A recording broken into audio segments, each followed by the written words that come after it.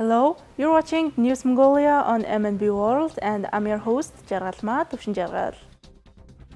Our top stories for today. U.S. Secretary of State Blinken receives Mongolian Foreign Minister Battsetseg Batmunkh. Singaporean business delegation to participate in the Mongolia-Singapore Business Forum in August. Mongolia's President and First Lady to attend the Paris 2024 Olympics opening ceremony. For the news, stay tuned. The Minister of Foreign Affairs of Mongolia, Battsetseg Batmunkh, held an official meeting with the Secretary of State of the United States, Antony Blinken, on July 23, 2024, as part of her visit to the United States. Secretary of State Blinken emphasized that the United States is proud to be a third neighbor of Mongolia, the oasis of democracy, and expressed delight over meeting Foreign Minister Battsetseg again in Washington, D.C. since the Prime Minister of Mongolia, Oyurtan Losonamsra's official visit to the United States in August of 2023. Good morning, everyone. It's a great pleasure to have Foreign Minister Battsetseg here. We are proud to be Mongolia's third neighbor, and also very pleased to be able to launch this comprehensive strategic dialogue between our countries. Mongolia has really been an oasis for democracy in the region, and together we are building even greater economic resilience, strengthening the rule of law, and looking for ways to lift up the well-being of our people. So we have a lot to discuss today, but I think if you look at the relationship, particularly over recent years, we see a strengthening and deepening of ties in so many different ways that I believe will be to the benefit of people in both of our countries. So really welcome having you here today. Look forward to a good discussion. Thank you. Good morning to all. So thank you, dear Anthony Blinken, for hosting me with a warm welcome in the Department of State. And I'm really pleased that I'm here back in Washington after our Prime Minister's visit, which was held last year in August. That's right. So this is first high-level visit between our two countries since we established new government recently, and since we established our strategic third neighbor strategic partnership. So this is also a place that we are launching the inaugural comprehensive strategic dialogue for the first time. So I think I'm looking forward for fruitful discussion in all spheres, and especially we will talk detail about our economic and trade cooperation. So thank you for inviting me here, and I'm really pleased being here. Thank you so much. Thanks, everyone. During the meeting, the two sides expressed their satisfaction with introducing the mechanism of the comprehensive strategic dialogue between Mongolia and the U.S. and strengthening the strategic third neighbor partnership between the two countries. The two parties exchanged views on expanding cooperation in improving the economic resilience and investment environment of Mongolia, training English language teachers, promoting tourism and people exchanges, and collaborating on critical minerals, energy, and urban development. The Secretary of State of the United States, Antony Blinken, will pay an official visit to Mongolia on August 1st of 2024 on the invitation of the Minister of Foreign Affairs of Mongolia, Battsetseg Batmunkh, reported the Minister of Foreign Affairs of Mongolia. Business representatives from 20 Singaporean companies are set to visit Mongolia to participate in the Mongolia-Singapore Business Forum on August 12th to 13th, 2024. The forum will feature discussions on various sectors, including energy, business, construction, biotech, food, and more. Co-organized by the Mongolian National Chamber of Commerce and Industry and the Singapore Business Federation, the forum aims to facilitate cooperation and contract signings between Singaporean and Mongolian business representatives.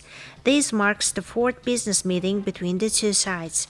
Previously, Singapore has conducted business workshops for Mongolian enterprises focusing on entering the Southeast Asian market. These workshops included businesses from the wool, cashmere, medicine, spa treatment, and tourism sectors. Through a business incubator, several companies have successfully entered Asian markets supplying products and services, notably natural and eco-friendly products from Mongolia. The Business Entry Program Singapore Incubator supports small and medium-sized enterprises in developing countries, preparing them for international markets, including Southeast Asia. Additionally, in collaboration with the Action Community for Entrepreneurship, the National Information Technology Park of Mongolia is implementing the Access Asia Export Acceleration Program. This initiative aims to support local entrepreneurs with the latest know-how in information technology, enhancing their readiness for international business ventures.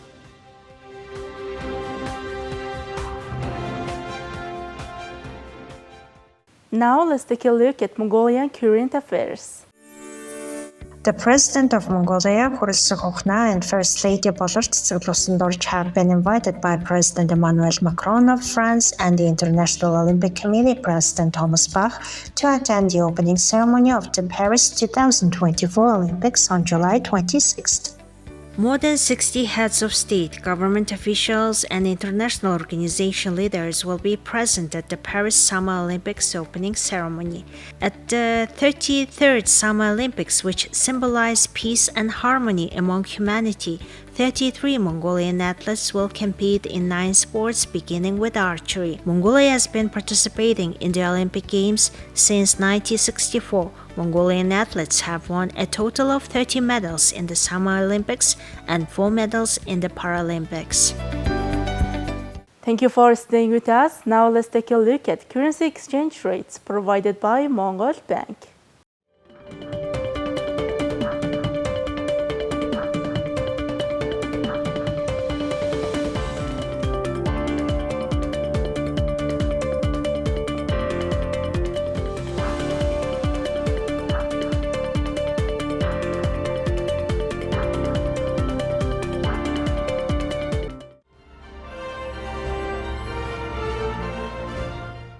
Next, our program will turn our attention to foreign news, partnered with international news agencies.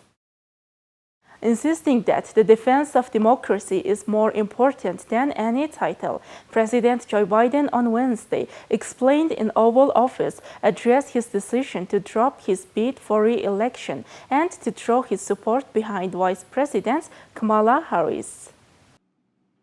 The address offered the public the first chance to hear directly from Biden his rationale for dropping out of the 2024 after weeks of insisting he believed himself to be the best candidate to take on former President Donald Trump, whom he has called an existential threat to the nation's democracy. It also gave Biden a chance to try to shape how history views his one and only term in office.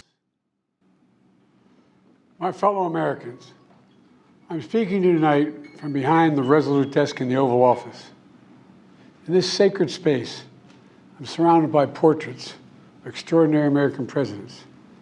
Thomas Jefferson wrote the immortal words that guide this nation. George Washington, who showed us presidents are not kings. Abraham Lincoln, who implored us to reject malice. Franklin Roosevelt, who inspired us to reject fear. I revere this office, but I love my country more. It's been the honor of my life to serve as your president. But in the defense of democracy, which is at stake, I think it's more important than any title. I draw strength and I find joy in working for the American people.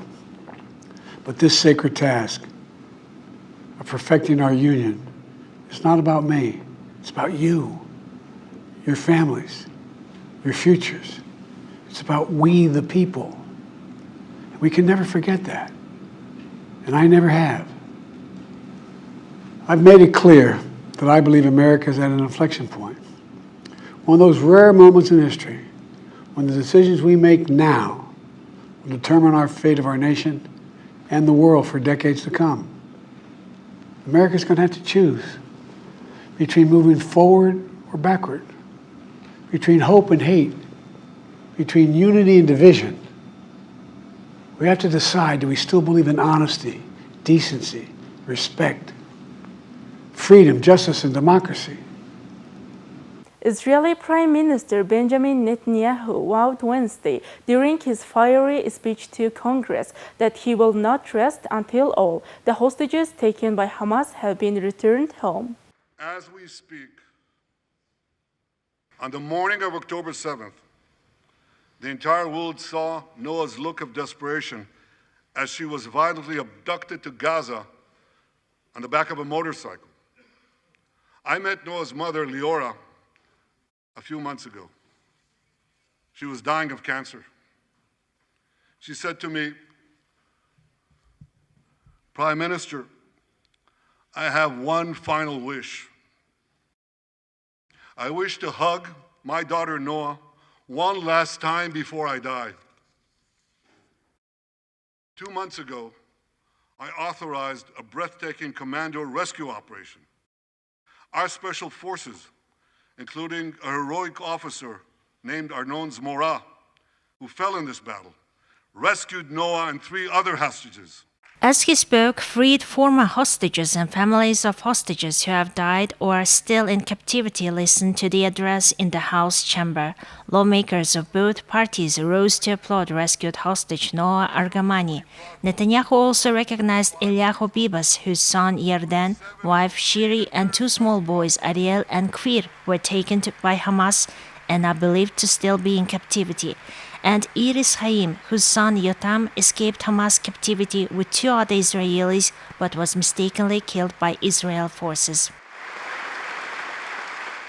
Many hostage families are also here with us today, including Eliyahu Bibas.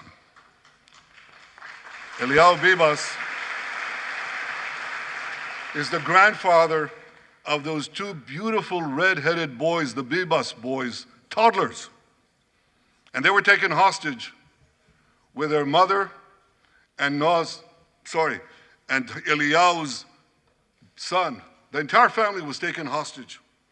2 beautiful red-haired children taken hostage. What monsters. And with us also is Iris Chaim, whose son Yotam bravely escaped Hamas captivity with 2 other Israelis, and tragically they were killed making their way back to our lines. We have with us also the families of American hostages.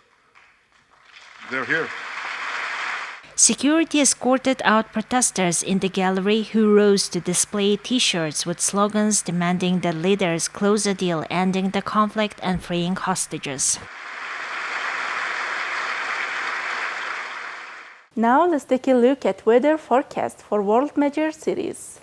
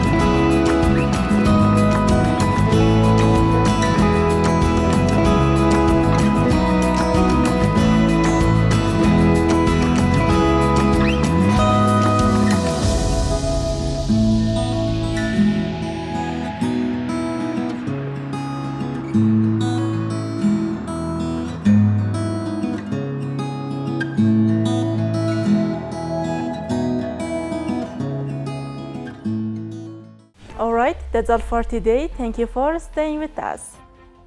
We will see you on Friday with more news and updates. Goodbye.